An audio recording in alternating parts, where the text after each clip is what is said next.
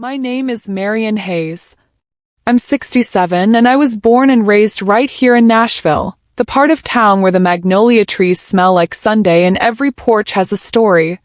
For most of my life I worked at the hospital, scheduling appointments and holding hands in emergency waiting rooms.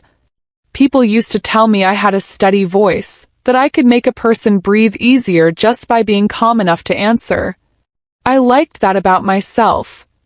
I liked being someone folks could count on. I'm telling you all that because it matters. When I say I would do anything for my daughter, I mean it with the kind of certainty that's been honed by decades of promises kept. My daughter's name is Lila. She was the kind of girl who'd stay up all night learning how to sew a dress straight so it would hang right at the school play.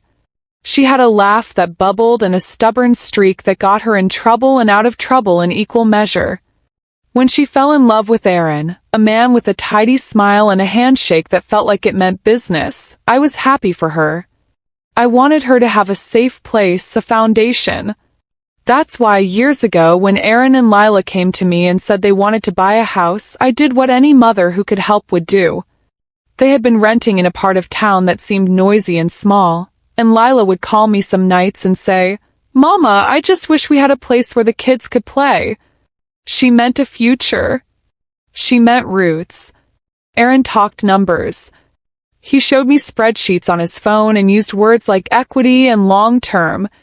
He was persuasive. He was careful. He knew how to make a plan sound like a promise. I did not have a fortune. I had a small pension, a savings account from years of working double shifts, and a stubborn belief that family stands together. So when they asked if I would co-sign just to help them get a lower interest rate, I said yes. Felt right. They'd move into a modest house in a neighborhood that smelled like cut grass and grocery trucks, and Lila could finally plant the small herb garden she always dreamed about. We signed papers in a bank office with the fluorescent lights humming overhead. I held my breath and felt proud. I thought I was building a home for the people I loved. For a long time it worked the way a good thing does. Lila called often with small updates, the kids' school plays, a leaky faucet fixed, the new swing Aaron hung in the backyard. Sunday suppers moved there. I brought over casseroles and sat on their couch with Lila while the children chased each other through the hall. We talked about quilts and garden soil and doctor visits. I'd go home feeling full, like I'd invested in two things, a house and a place where my granddaughter would learn to run. But I'll tell you the truth, never ignore the quiet. People tell you to watch for fireworks and shouting, but the slow, soft change is the one that will sneak up and take your shoes. Aaron began to change in ways that hummed like an off-key radio. He started making urgent trips for business, which meant their schedules got rearranged. He smiled in ways that suddenly felt rehearsed. There were times Lila would call me in the middle of the night crying about bills I didn't fully understand, and he would say everything was under control. "Mama, it's just numbers right now." Numbers keep secrets. I started to save my casserole money for nights when they needed it, because I'm the kind of woman who feeds families when roofs threaten to lift. Tipping point came a few years later when Lila and Aaron announced they were separating. I remember the day like a bruise, sudden and tender. They argued quietly at first in the kitchen on the other side of a closed door. Then the words cut through. "We can't do this anymore," Aaron said, and I felt the room tilt. Divorce papers felt like winter. They arrived wrapped in legalese and signatures. Lila cried into her hands but kept her face steady. She loved those kids and she was afraid. "Mama," she whispered, "I don't want them to lose their home." That line, "I don't want them to lose their home," it is the kind of plea that lives in you after the storm. So I tried to help. I tried to do what I had always done, make things bearable. When the lawyers talked, I thought the cosign meant some protection. I asked questions the way an older woman tries to understand the world she doesn't build. Will my name remain on the mortgage? Can we find a way to keep the girls in the house? Aaron said reassuring things. He promised restructuring. He said, "We'll figure it out." You and I will get paperwork signed so your interest is safe. Lila will keep the house. I believed him because who wants to see a child lose the roof over their head? What I didn't know was that there are technicalities, small legal knives, that can slice through an agreement when someone is determined. They divorced. Lila moved back in with her mother for a while. She was tired and frayed but hopeful. Children stayed with Aaron part-time at first. He kept telling me, "I'll make sure they have what they need." He told me about refinancing, about consolidating. But when the refinancing happened, the paperwork read differently than the promises. My name, the one I had placed on that paperwork with a prayer and a mother's hope, remained on the loan for months. Then one day, I opened a letter from the county courthouse that made my chest stop.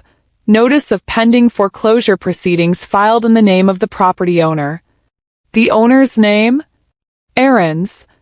When I asked the mortgage company for clarification, they sent me a stack of documents that looked like a lawyer's crossword puzzle. There was a deed transfer note, a signature page, and a notarization that, according to the records, released any claims linked to me. They marked it as a title correction, a phrase that sounded like napkins at a funeral. Legal technicalities, Aaron said one evening when I asked him to sit down and go over the papers with me.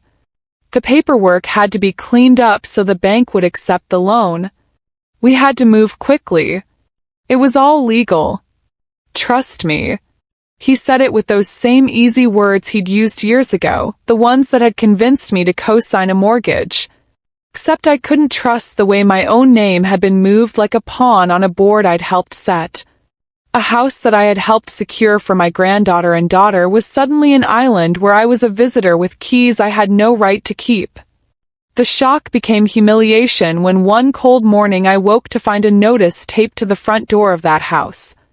It was crisp and legal and had the kind of font people buy to make bad news look official. Eviction notice. Aaron had filed for exclusive possession citing a deed clarification and transfer of interest. The letter said that as of a certain date, anyone on the property without his permission would be considered a trespasser. He'd even cited a clause in a document I'd never seen that said co-signers relinquish occupancy rights under certain refinancing conditions. Clause was written in a way that reads like a riddle until you're the one who pays for its meaning. When Lila and I went to speak to his attorney, they smiled politely and said legal things about contract law and title priority. They handed us documents that made my hands shake. Mrs. Hayes, the lawyer said, and he used my name like a formal bell. Under the terms of the refinance, the ownership interest has been adjusted. Mr. Aaron retains exclusive right to residency. I remember smelling the coffee in his office and thinking of all the Sunday suppers I'd brought to that house, and how a lawyer's office smelled like paperwork and defeat. I didn't sleep well after that.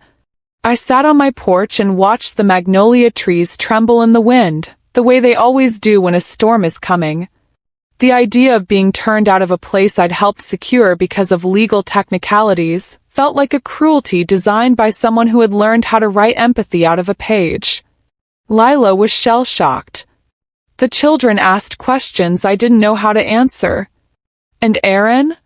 He went about his business with the kind of focus men have when they think a house and a title is the same as a victory. That first night, I sat in my car in the driveway and clutched the mortgage papers like a rosary. I read them until the letters danced. Then I called the grandson over FaceTime. His little face filled the screen, hair in odd directions, asking why Grandma's voice sounded watery. I lied in the way love makes you lie. Everything's fine, baby. But the truth sat heavy. I had to think. I had to do something. People always ask, why didn't you take him to court right away? The answer is simple and messy. You try what you can first. Called the mortgage company, the title company, the county clerk. I asked for explanations. I asked for copies of the signature documents. They promised to look. They asked me to be patient. The world has 1,000 forms of patience. Some of them are designed to tire you out. I signed that they'd review and reassess. While they reassessed, Aaron tightened his hold. He obstructed access to the garage where Lila kept her craft supplies and the small fridge where she stored the kids' snacks. He called locksmiths and changed locks for safety reasons. He stood at the threshold and told me in that even voice of his, "You can't stay here, Marion. It's complicated. It's clean." He used the language of men who tidy things with a broom and call it truth. I remember the day the sheriff came to the house.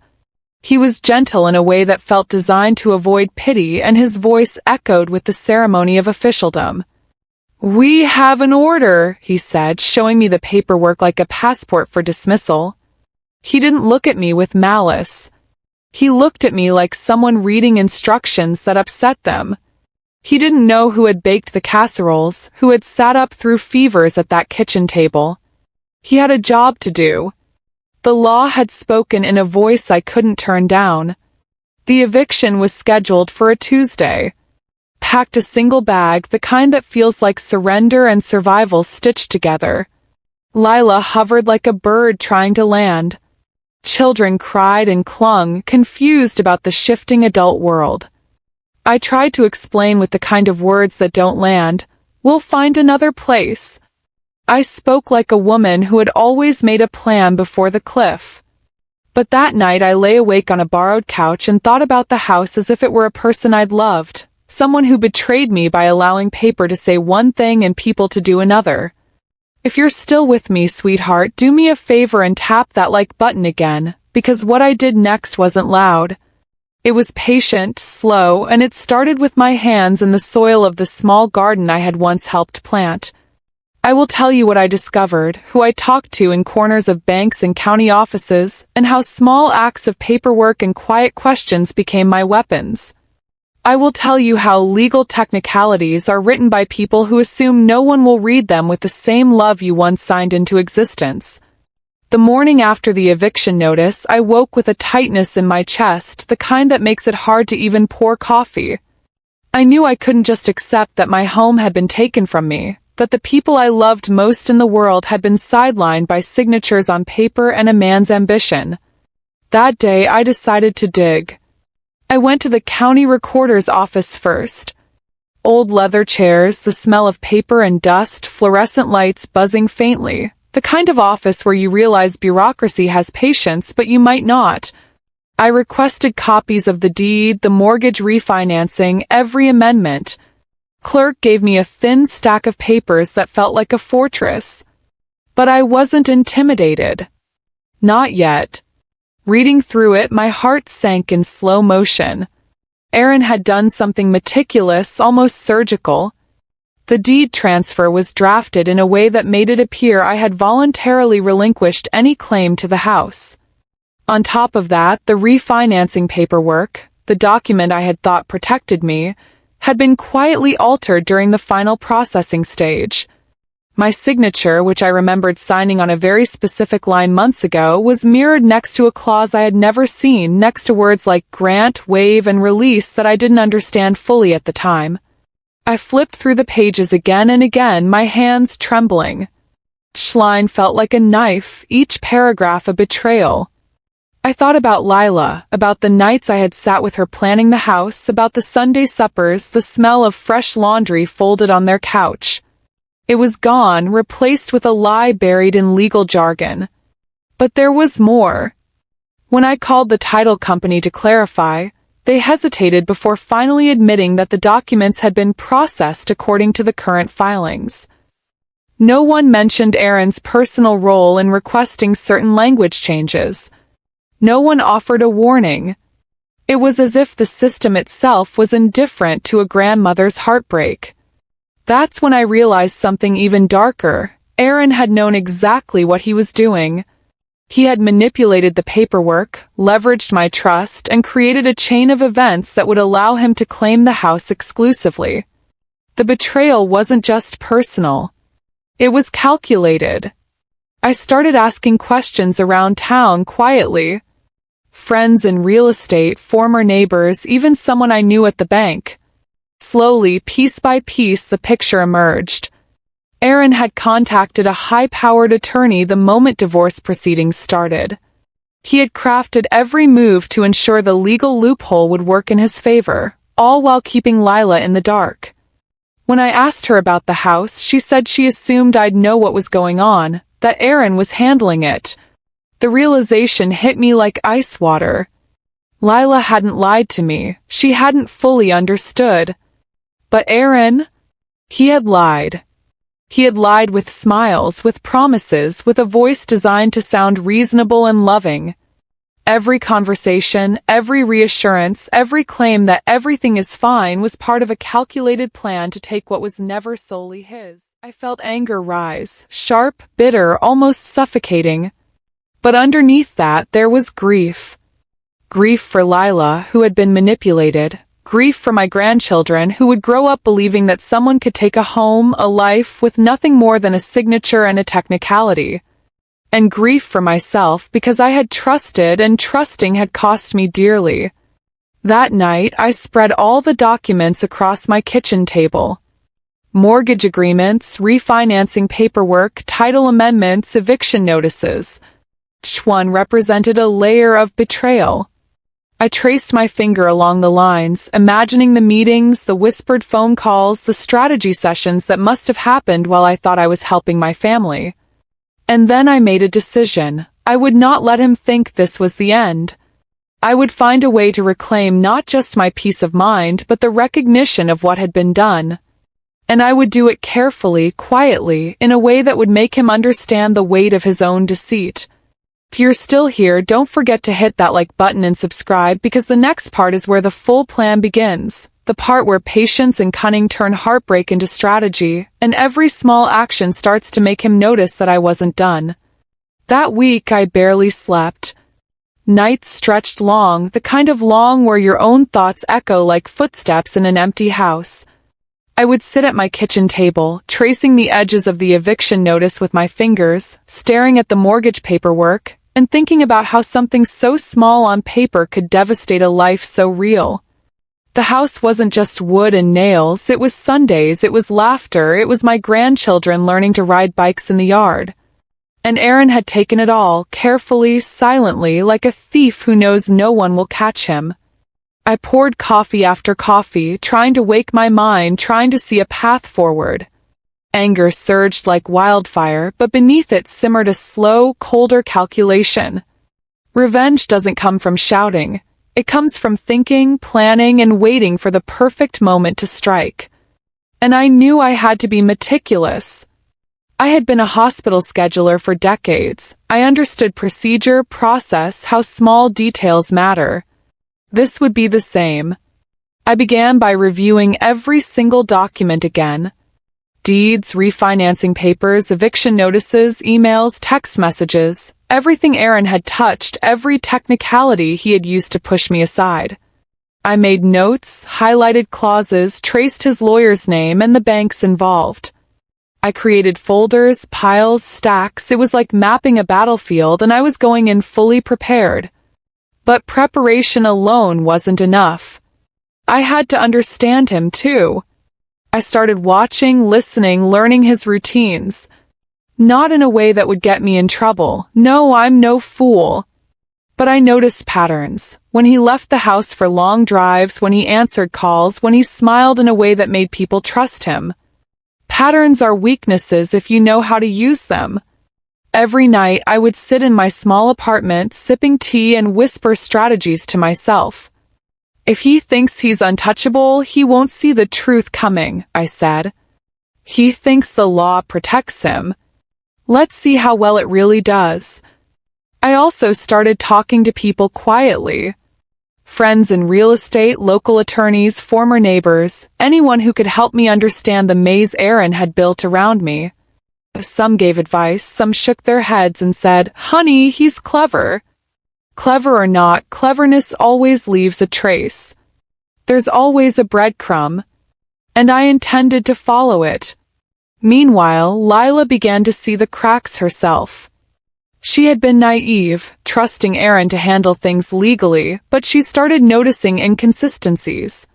I shared what I could with her without overwhelming her. Notice the dates here, the signatures there, I said. Every paper tells a story, Lila. And the truth is in the story.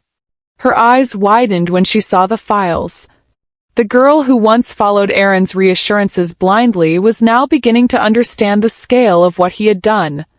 Anger, I realized, could be a tool if harnessed correctly.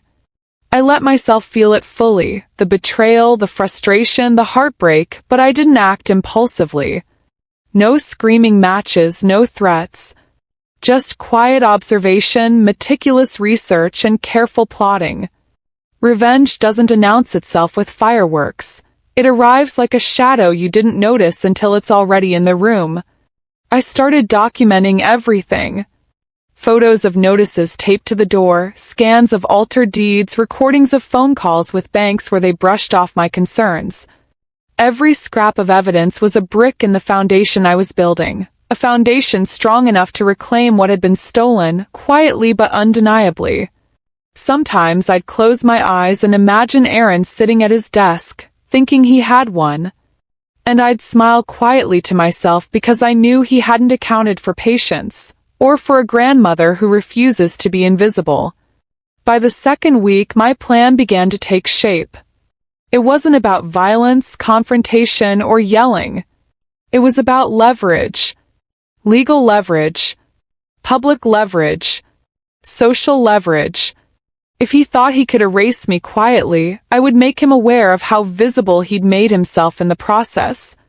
A well-placed question, a discreet call to the right people, a document shared with the right eyes, all could shift the balance in my favor. I also prepared mentally for the emotional toll. Revenge, even quiet revenge, is exhausting. Every night I reminded myself to breathe, to stay steady, to remember why I was doing this. Not for hatred. Not for pride. For fairness. For my family. For every memory that had been stolen from us by legal technicalities. And then, one evening, as I sat by the window watching the city lights flicker over Nashville streets, I realized I had reached the turning point. I had collected enough information, mapped enough patterns, and strengthened my resolve. I could act, but only when the time was right. Timing would be my ally. If you're still here with me, hit that like button and subscribe because the next part of this story is where the plan comes alive. Every small observation, every patient step, every piece of evidence I gathered will start to have consequences. And Aaron is about to realize that what he thought was a quiet win is about to unravel in ways he never imagined. 'Cause sometimes the most satisfying revenge isn't loud. It's meticulous. It's patient. It's the kind that makes someone realize too late that they underestimated you completely. I woke up that morning with a quiet determination, the kind that feels heavier than anger but sharper than fear. Today was the day the plan would start taking form in the real world. I had spent weeks collecting every scrap of evidence, mapping Aaron's habits, and understanding the exact legal maneuvers he had used to edge me out. Now it was time to turn patience into action. First step was subtle. I called the local title company under the guise of reviewing old paperwork. Calm, polite, almost like a concerned grandmother double-checking something mundane. "I'd like to verify the chain of ownership for the Hayes property," I said, keeping my voice soft. I didn't mention Aaron. I didn't mention the eviction. Just the property, just the paperwork. While on that call, I discovered something crucial. There had been a minor clerical error in the notarization of the final deed. Not enough to undo everything outright, but enough to create leverage. My mind raced. Legal leverage wasn't just about contracts. It was about timing, exposure, and the fear that comes when someone realizes their carefully hidden manipulations might unravel. That afternoon, I visited a trusted attorney I had consulted quietly weeks before. We reviewed the documents together. "Marian," he said, looking over his glasses at me, "he didn't think you'd check this closely. If we time it right, the bank and the title office could be forced to reevaluate." I nodded. This wasn't about revenge in the conventional sense, it was about reclaiming control and showing that deceit has consequences. I began the public piece next, carefully. I didn't want scandal, but I wanted awareness. I reached out to a few neighbors who had watched the family grow, who had been quietly sympathetic but hesitant to speak. I told them only enough to pique interest, to create a quiet pressure around Aaron's name. Stories started to circulate subtly, whispers of a woman wronged, a cosigner evicted, legal technicalities that weren't quite so technical. No one mentioned names at first, they simply asked questions. People are naturally curious. The more people asked, the more nervous Aaron became. One night, I received a call from a former real estate agent who had worked with Aaron. "You know," she said, voice low. "He didn't mention some of the clauses when I asked about the refinancing. It looked odd." That's all it took. I filed that call, wrote down the date and details. Another piece in the puzzle. Every detail mattered, every small inconsistency became a weapon in my arsenal. By week 2, I had scheduled meetings with the bank, the title company, and a local attorney specializing in real estate disputes. Each meeting was precise, calculated. I asked questions that seemed ordinary but were pointed. I requested records, cross-referenced signatures, and traced timelines. Aaron started to feel the pressure, though he didn't know it. I could sense it in the subtle shift of his calls, curt, defensive, thinly polite. Then came the psychological play. I sent him a carefully worded email. Not threatening, not angry, just precise. "Aaron, I've been reviewing the paperwork from the refinancing and deed transfer. There appear to be several inconsistencies that need clarification. I've scheduled meetings with the bank and the title company. It would be in everyone's best interest if you provided all relevant documentation. I hope we can resolve this amicably." I hit send and waited. The next day, Aaron called. His voice was sharp, clipped, uncharacteristically tense. "Marian, I don't know why you're making this difficult," he said. I smiled quietly to myself, the first real sign that the plan was working. He thought he was in control, but the cracks were forming. Then came the final, most satisfying stage, orchestrating exposure while reclaiming my legal standing. Using the evidence I had gathered, my attorney filed a formal request for a judicial review of the refinancing documents and the deed transfer. This forced a detailed investigation, and suddenly Aaron's legal technicalities were under scrutiny. The bank had to produce all documentation, the title company had to verify every step, and Aaron had to explain the inconsistencies he had carefully hidden. It wasn't dramatic.